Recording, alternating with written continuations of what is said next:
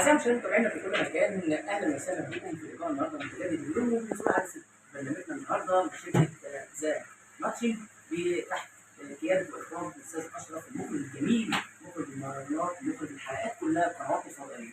والنهارده بقى لقينا نجم من نجوم الفن تحديدا الطرب، احنا كلنا سعداء بيه لما بنلاقيه في أي مكان، كان ايفنت أو مهرجان أو أي مؤتمر، بنبقى فرحانين وعايزين نعمل له أغنية.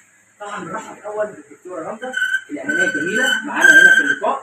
طبعا هو احنا عنده يعني اشرف بيه احنا عنده في الشركه، واحلى شركه دعايه انتاج ان شاء الله توزيع الانتاج الفني. سمعنا بقى ايه النهارده نجم؟ طبعا احلى بشاره واحلى عمي اشرف عويس ملك الميديا في مصر، اخويا الجدع المحترم اللي بيقابل اي حد احلى مقابله والشياكه والذوق العالي. انا بموت في عمو اشرف عويس، حبيبي واخويا وابو شقره المحترم، اخواتي الجدعان المحترمين جدا وست الكل، نورت الدنيا.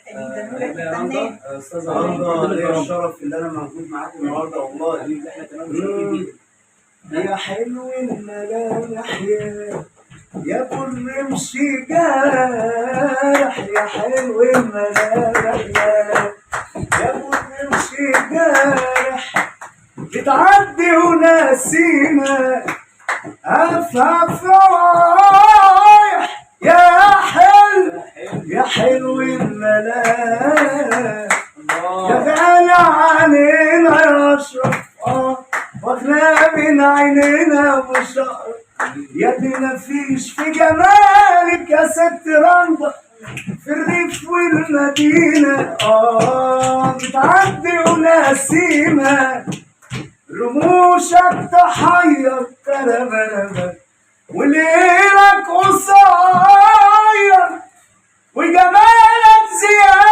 زيادة على قلبي الصغير، عدي وناسينا. الناس بتزعق عدي وناسينا بهفاف رايح، يا حلو الملاك قلبي.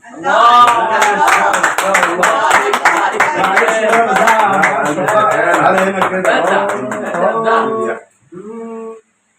كده يا قلبي، يا حتة مني، يا كل حاجة حلوة فيا،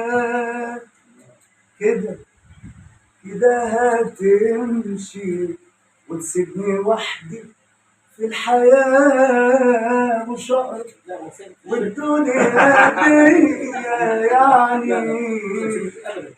يعني خلاص أنا مش هشوفك تاني، يعني خلاص أنا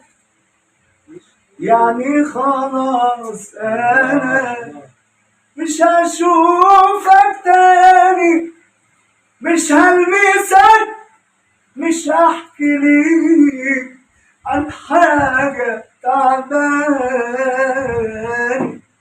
يا حبيبي، واستني على ناري، يا نسيني، هتجيني، يلا رد عليا، لا رد في ايه؟ لا رد يا حبيبي، مستني على ناري، نسيني حبيبي بس عم اشرف احلى بشاره حبيبي.